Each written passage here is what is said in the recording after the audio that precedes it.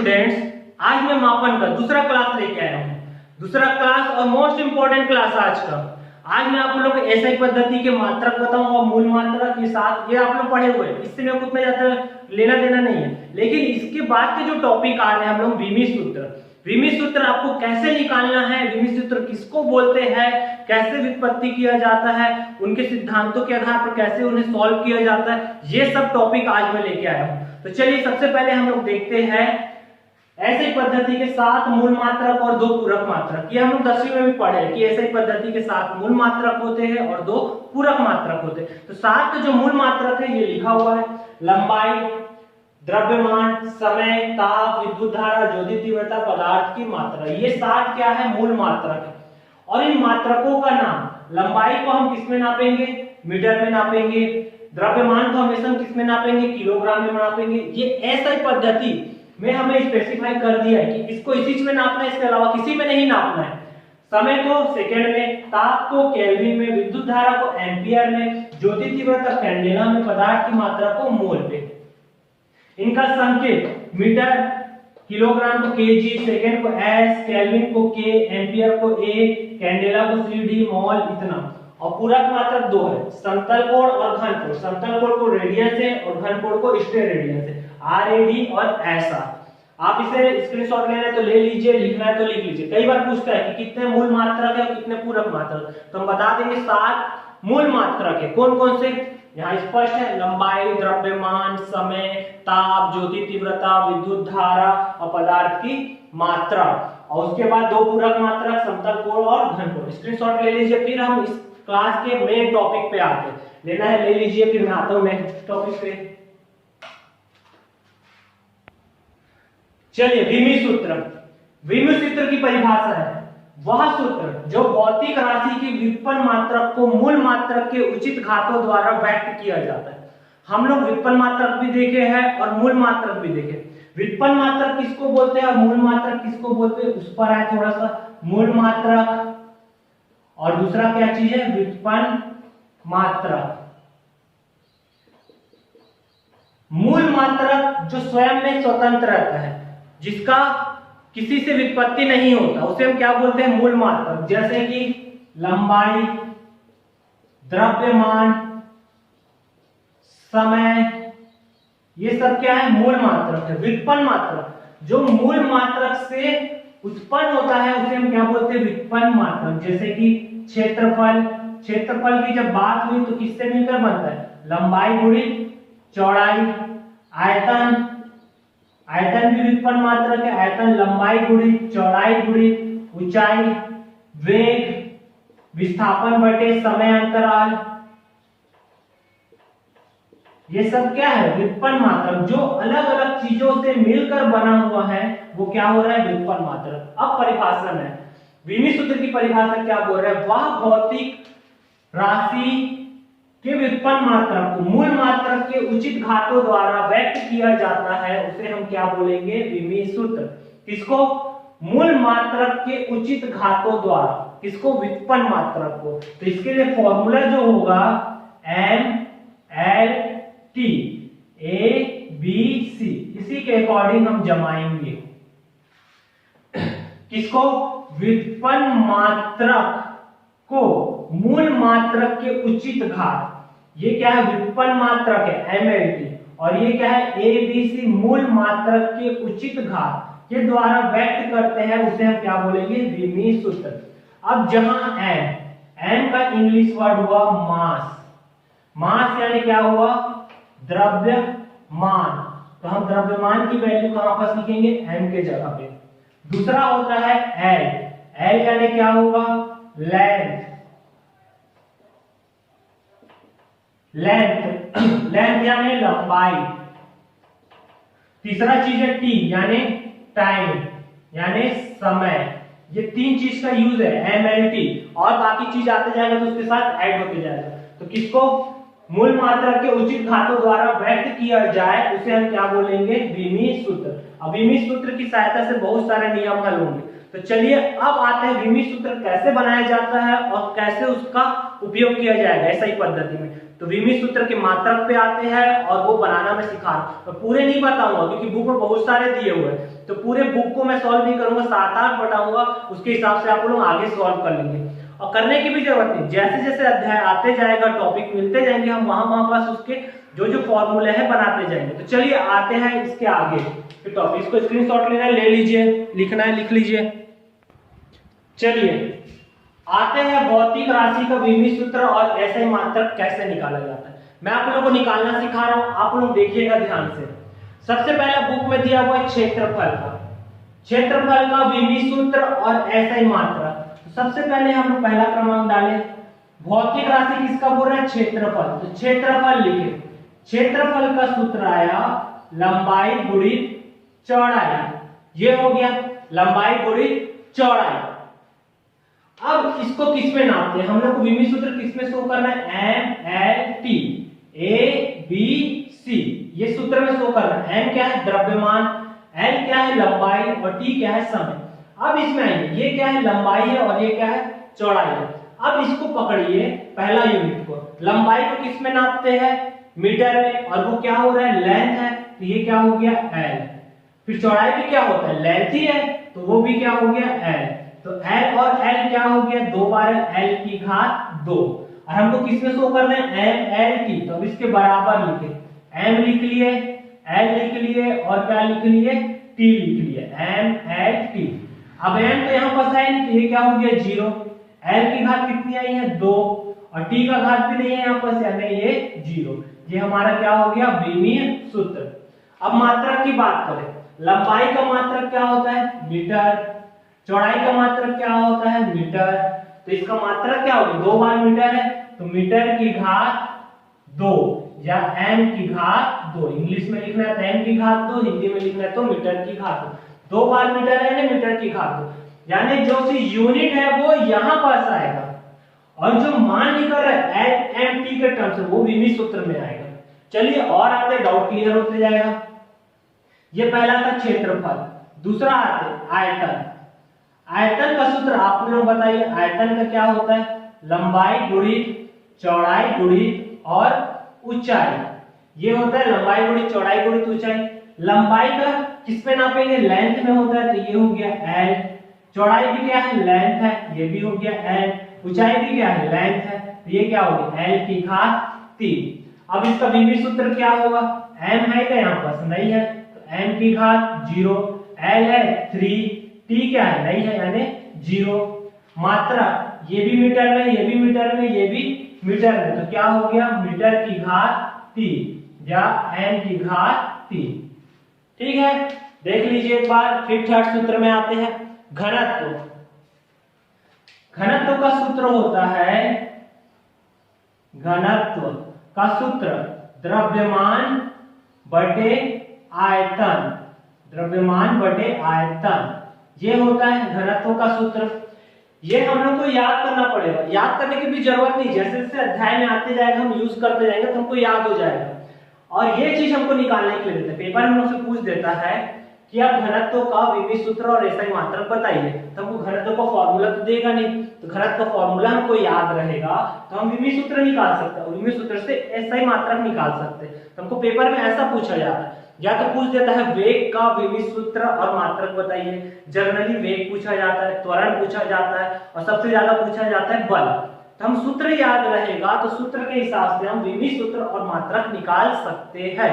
तो सूत्र को याद तो करना पड़ेगा, और नहीं भी करोगे तो जैसे जैसे लेसन आते जाएगा, लेसन में ही उस टॉपिक का यूज है।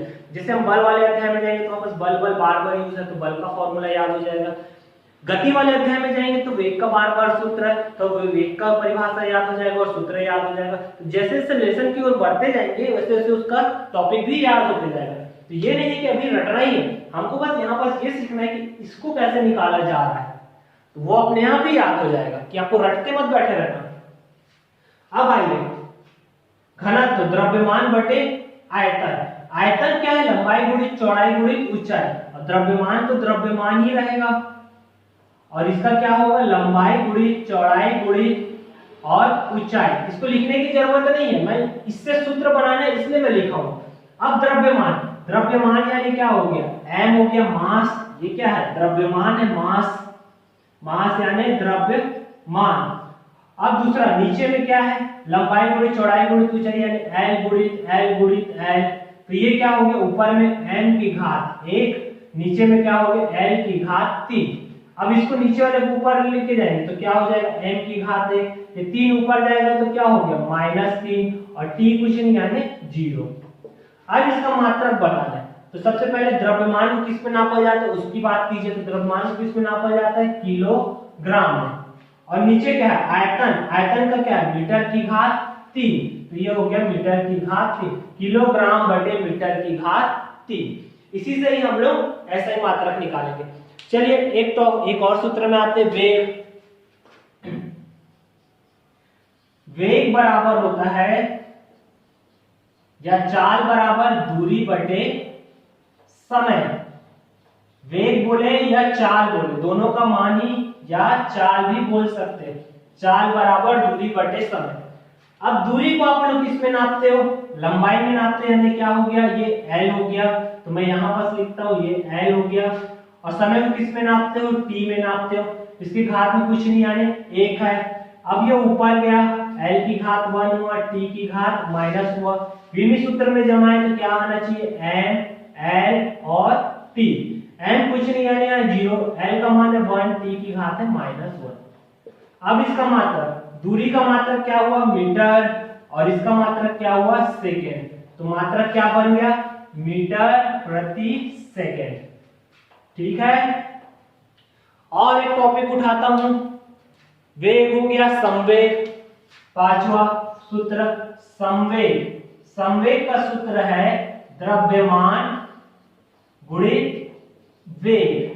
अब द्रव्यमान को आप किससे नापते हो m, वेग यहाँ पास निकल चुका है, क्या निकला है l की घात 1 t की घात 1, तो ये हो गया m की घात 1 l की घात 1, t ऊपर गया तो क्या हो गया -1, यही हमारा क्या हो गया विमी सूत्र m l1 t की पावर -1। इसका मात्रक द्रव्यमान का क्या होगा किलोग्राम और वेग का क्या है मीटर प्रति सेकंड, तो जमा के लिख दिए किलोग्राम मीटर और पूरे के बटे में सेकेंड, या इसी को ही वर्ड में लिखना है किलोग्राम मीटर प्रति सेकंड।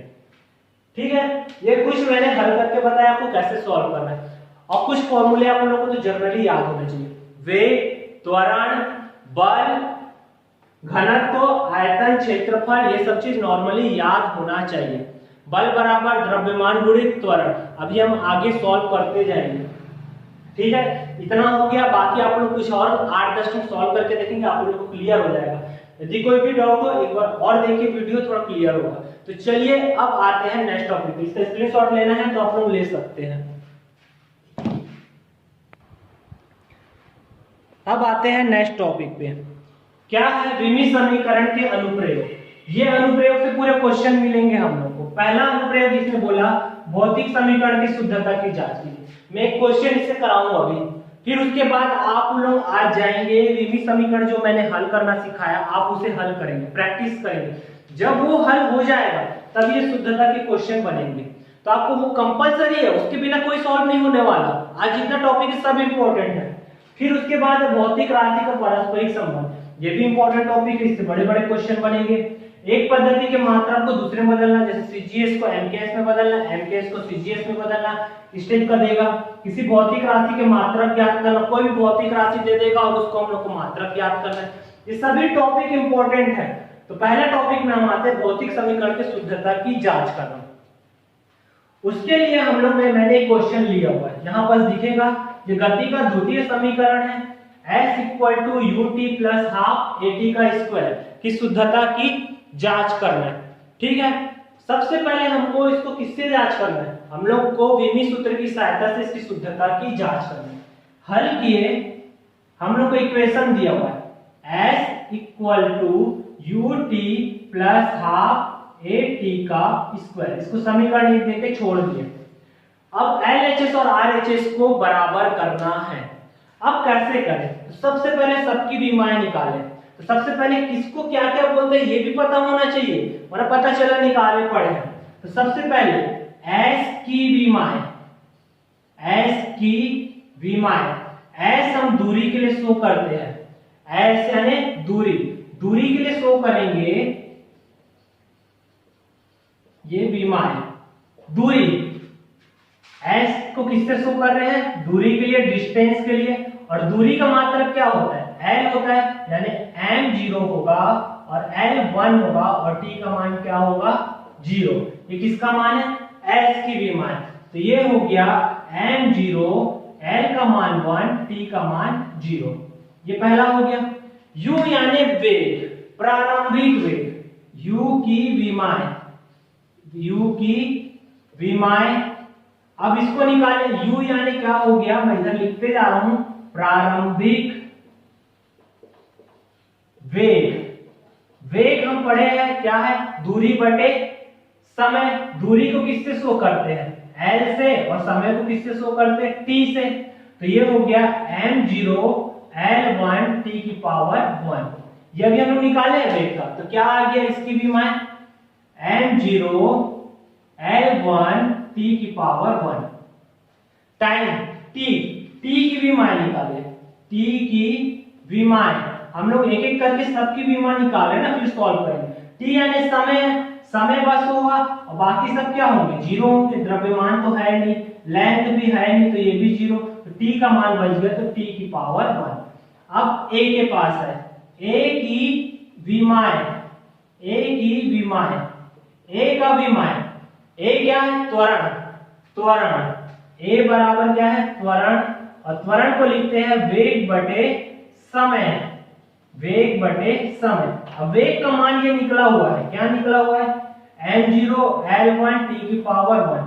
अब यहां पास आ गया समय, समय का मान क्या हो गया, t की पावर 1, ठीक है, वेग बटे समय, त्वरण, तो ये वेग है, वेग का मान है m0 l1 t की पावर 1, t की पावर -1, सॉरी यहां पर थोड़ा सा मिस्टेक हो गया, t की पावर -1, तो यहां पर भी क्या है, u की जगह t की पावर -1।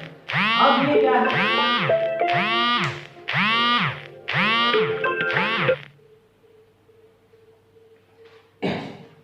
त्वरण का सूत्र हो गया वेग बटे समय। अब वेग बटे समय त्वरण का सूत्र हुआ, तो वेग का तो निकाल चुके, m0 l1 t की पावर -1, ये हो गया। अब ये ऊपर जाएगा तो क्या होगा, m0 l1 t की पावर -1 है, और ये भी ऊपर गया तो ये भी क्या होगा, -1, तो ये हो गया m0 l1 t की पावर -2।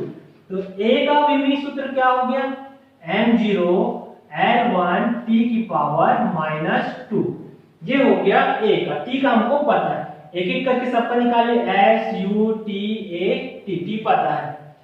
अब चलिए इसको हम सॉल्व करते हैं। अब मैं इस तरफ रख कर रहा हूं, इसको आप लोग को लिखना है, लिख लीजिए, ये लिखाएगा नहीं तो क्वेश्चन में। अब चलिए LHS में आते हैं, LHS है, LHS, LHS में क्या है, S बस दिया हुआ है, तब इसको क्या लिखेंगे, बाएं पक्ष की विमाएं, बाएं पक्ष की विमाएं, या S बराबर क्या आया है, m0 l1 t की पावर 0, इसको छोड़ दिए। अब हम आए RHS में, RHS को पूरा सॉल्व करना पड़ेगा, दाएं पक्ष की विमाएं, ये क्या है, ut प्लस हाफ at का स्क्वायर। चलिए रखते हैं बराबर से, u का मान क्या है, मैं रखते जा रहा हूं, u का मान है m0 l1 t की पावर -1, t का मान क्या है, ये वाला है m0 l0 t की पावर 1 प्लस 1/2, इसको मैं इधर लिख रहा हूं, प्लस 1/2, a का मान निकाले हैं m0 l1 t की पावर -2, और फिर क्या है, t का वर्ग, t का मान क्या है, वहां पर लिखो m0 l1 l0 t की पावर 1, इस पूरे का वर्ग। अब चूंकि यहां पास अंकों का यूज नहीं होता, ये क्योंकि विमाहीन राशि है, 1/2 विमाहीन राशि है, विमाहीन राशि है, अतः इसे हम क्या कर देंगे, छोड़ देंगे, नेग्लेक्ट कर देंगे। ठीक है, अब मैं इधर हल करता हूं, बराबर चिन्ह एक लाइन पे लेके। अब ये घातांक का नियम लगा, हम घातांक का नियम जानते हैं, a की घात m गुणित a की घात n बराबर a की घात m प्लस n। ठीक है, अब ये m है, ये m है, दोनों का घात जुड़ा तो n 0 प्लस 0, ये l है, ये l है, इस l के घात में 1 है और इस l के घात में 0 है, इस t के घात में -1 है, इस t के घात में +1, ब्रैकेट बंद, फिर प्लस से, फिर आगे हल किए, ब्रैकेट, इसको तो छोड़ दिए विमाहीन राशि करके। अब n0 plus 0, n0 l1 t की पावर -2, इसका ब्रैकेट पहले खोल लेते हैं। तो ब्रैकेट खोलेंगे तो इस दो का गुणा इसके साथ होगा 0 से 0, ये भी 0 और t की पावर l की पावर क्या हो जाएगा, l की पावर 0 t की पावर 2। ठीक है, अब मैं थोड़ा सा रफ कर देता हूं, जगह कम पड़ रहा है, इधर मैं रफ करता हूं।